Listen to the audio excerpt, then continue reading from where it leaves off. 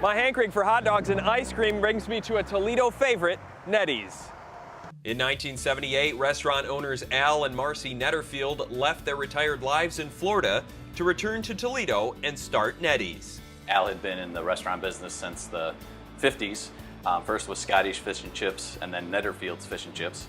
Actually, the location we're standing on right now was one of those original Netterfield's Fish and Chips places. A nod to Al's childhood nickname, Netty's was originally only a summer shop, but this Toledo staple now operates year-round in 6 different locations under the guidance of Al and Marcy's nephew, Jeff Long. How did they decide, I guess, on the color? Because that orange, everybody thinks of Netty's, they think of the orange, they think of the chili dogs, ice cream. How do they decide on the overall branding, I guess, of Netty's?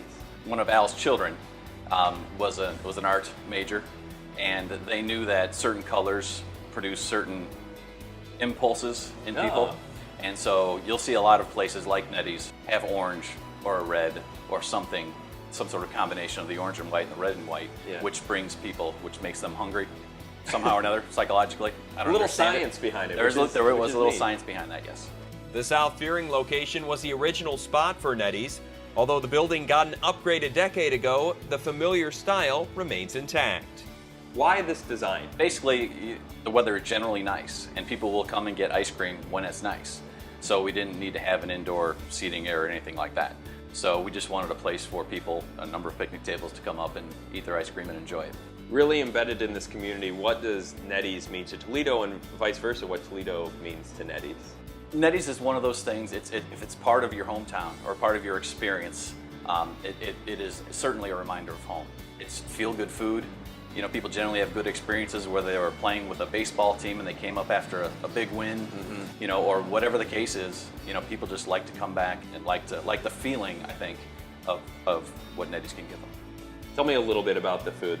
We do have a simple menu, and it's basically been the same menu since we've opened. We've added a couple new things, but not much. Basically the ice cream, the chili dogs, and the root beer, and the combinations that you can make with those. Most of the products that we have here are made the exact same way as they were back in 1978. Very cool. We do not skimp on that. We don't, if there's a sale on hot dogs, we don't jump at it. No, we want the hot dogs that we use, that we've always used. And same thing with the ice cream and everything else. And I want to try some of this food. Okay. We're in the kitchen. We'll get right at it. Cooking up chili dogs with us on this day was owner of the Fearing Shop, Brad Fields. I've been involved with Netty's about 6 years, on this location for about 4 years. My wife is who got us into this. When she was 15 years old, that was her first job ever, and she kept it up until we purchased our own Netty's. So she's been here for 20-something years, and then, you know, we love it. So we love the lifestyle. We love working with young kids and dealing with customers. So. And you got a busy intersection here. Yes, very great intersection. Yes, always traffic. I mean, a hot dog is a hot dog, but the chili really is what makes it stand out. Tell me a little bit about the sauce. Our sauce is made fresh. It's made weekly, actually by the president of Netty's, Jeff. The sauce you're getting is not going to be in the freezer for 6 months, 3 months, whatever. It's fresh. It's made that week. So you're going to take us through the steps of making the dogs. First of all, I guess, what is your setup here? Well, setup here is we have our fresh steamed buns. We deliver every day with buns. We do them as fresh as we can. Here we have holding dogs here to hold them at temperature for us. We run out of this pan here. We'll have our dogs, ready to eat dogs, and our sauce. And then, of course, we have our onions and mustard, our signature. So. What's this little dog up here? What's he doing? Oh, all right. This dog here, little squeaker, tells us what side to use first. The fresh, then we're done with this side, we'll switch it over, we'll put new ones in here, so we use that side, we'll rotate our buns. All right, take me through a dog. What are we gonna do? Yeah.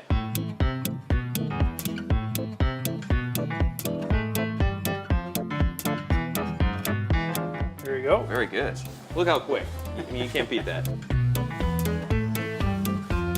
That softness of the bun, dog made perfect, and that chili kicker on the end. Outstanding. You know what would go good with this? Root beer float. We'll do that next. Let's move on to that. All right. We're back with Jeff again. He's going to take us through the process of the root beer float. We got the root beer part, and we're going to do the float. We are indeed. Right to the top every time. It's all part of the presentation.